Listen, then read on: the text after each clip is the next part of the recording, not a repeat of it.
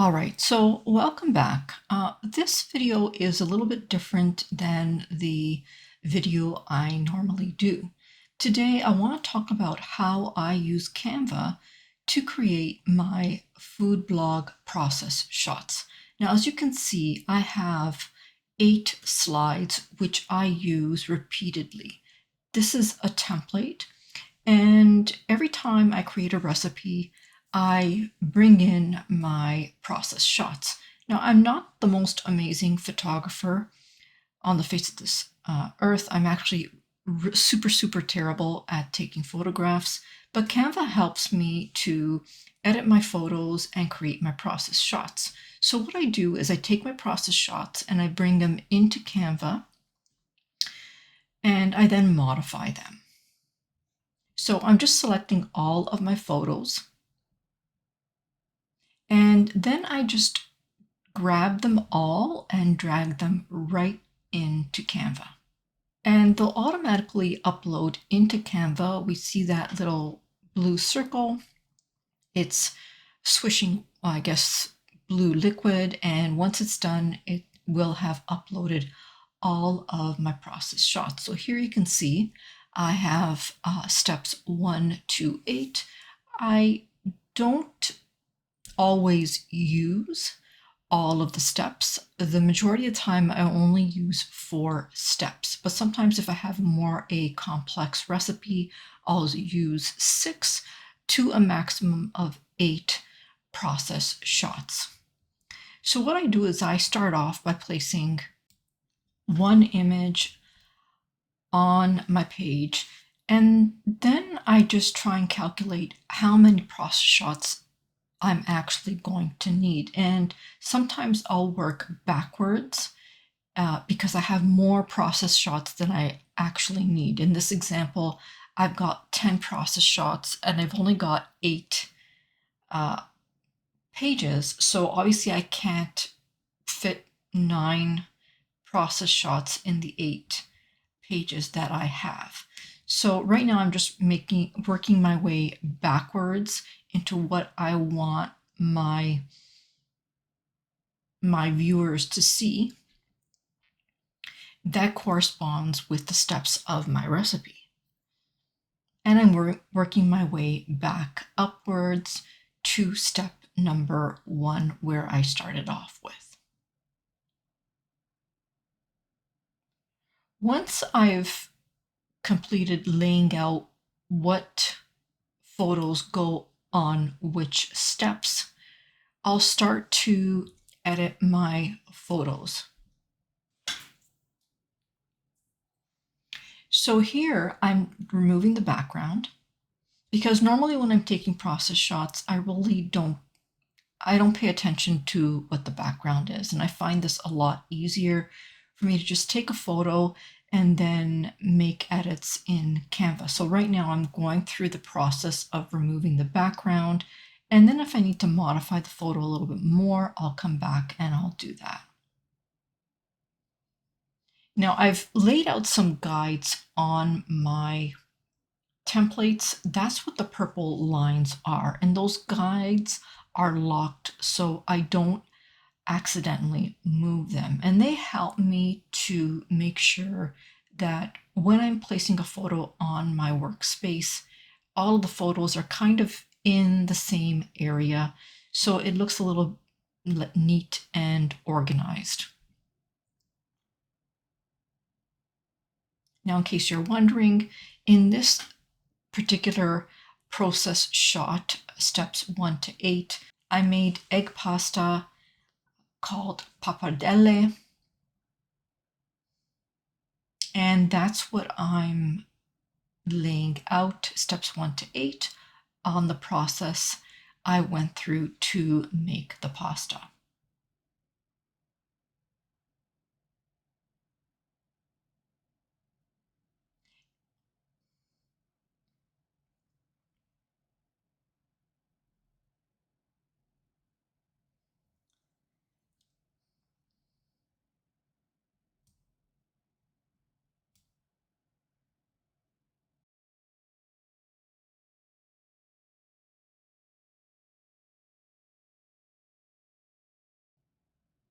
Now, although I'm removing the background on all these photos, I do have a preset background. That's what you're seeing behind there with that marble look. It's got a little bit of a gray and black vein in the background, and that's on all of the steps. Now I'm going back up to step 1, and what I'm going to do now is I'm going to apply a little bit of a shadow on the bowl just to make it look more natural.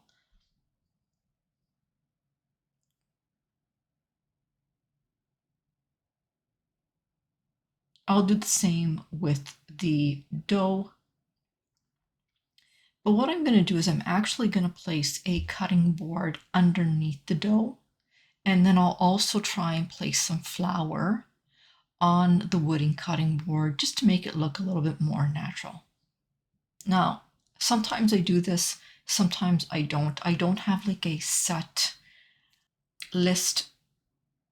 It all depends on what I'm making and how I want it to look at the time. Now you can see that I'm just arranging the layers. And I'm going to go back to my elements, and I'm going to look for some flour, and I'm going to place that flour cutout on my wooden cutting board just so that it looks more natural, because normally when we are working with dough, there is a little bit of flour on our surface.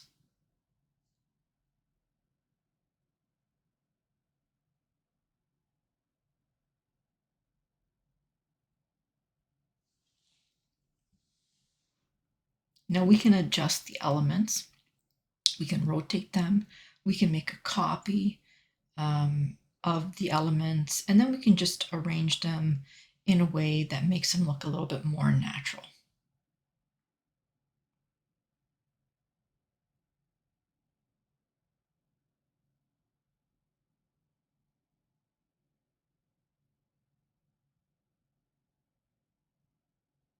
And now I'm bringing the two in front of that wooden whatever.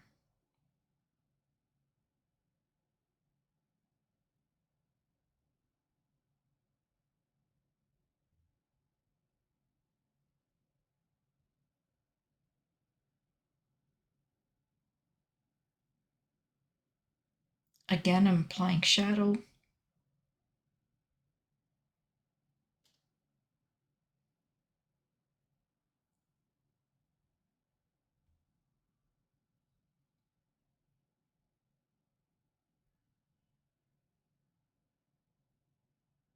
And if the shadow is too intense, you can also always make it less intense.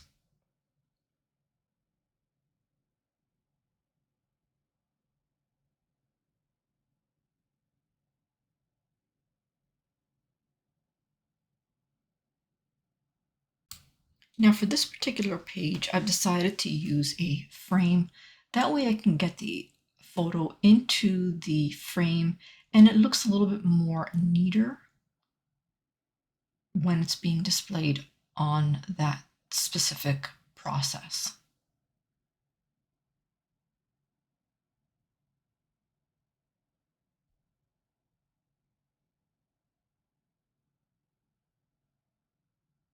Now I'm going to go over to thumbnail view just so that I can see all of the steps, make sure that they're all in the same area and they're all fairly sized equally and don't look odd.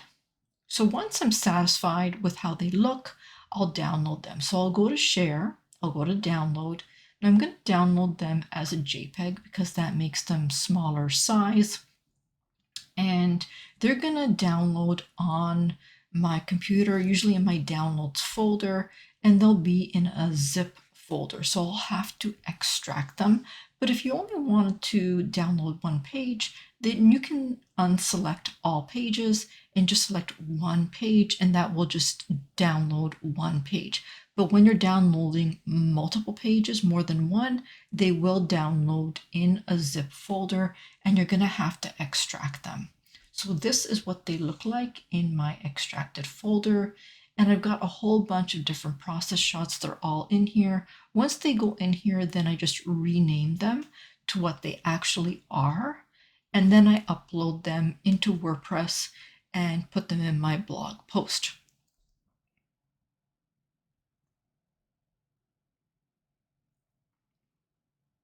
Now I also have a template for my Pinterest pins, and that's what we're going to look at next. So for my Pinterest pins, I also have a template. Usually I just place one of the photos in the background and I modify the title to suit what the recipe is.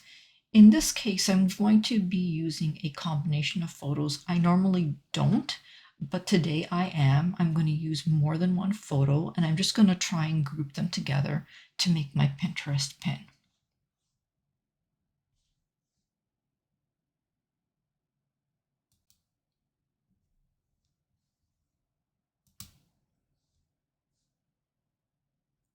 Now here you can see I'm just resizing them to make them fit.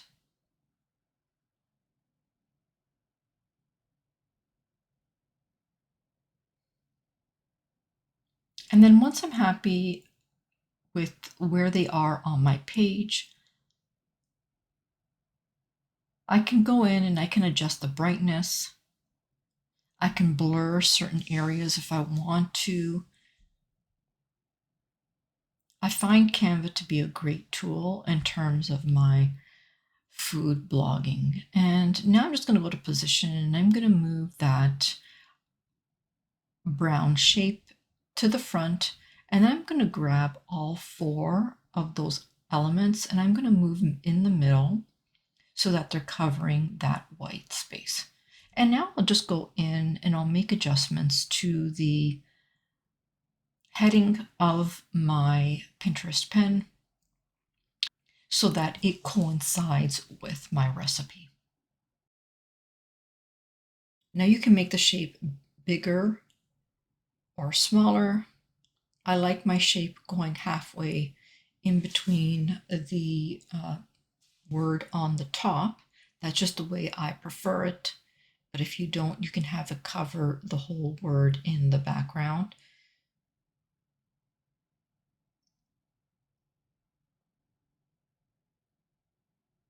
Like any other software, there's maybe like 5 different ways to achieve the same thing in Canva. Now I'm making the title a little bit larger and we can see that the H is kind of hiding part of pasta. So I'm just going to go to position layers and I'm going to move the pasta dough recipe text to the front. That way it's not hidden behind the H. Now I'm also going to make pasta dough, the shadow, a little bit darker. So I'm increasing the transparency on that shadow or decreasing the transparency. And once you're done, you're going to download that Pinterest pin like you did your process shots. And because it's only one page, I'm just going to download the one page that I was working on. Now keep in mind, every time I create a pin, I create a new page. So I have all my pins in the same file, but I'm only downloading the pin that I need. And that would be downloaded in your downloads folder, like your recipe post steps were downloaded. And again, I'm just renaming it to coincide my recipe, and then I'm going to place it on Pinterest. I'll also bring it into WordPress to use as my pin for my recipe post. And that's pretty much it. If you learned anything in this video tutorial, don't forget to press the like button, subscribe, and turn your notification bell on. If you have any questions, you can just leave them down in the comments, and I'll be happy to respond. For now, my friends, I'll say bye-bye until next time.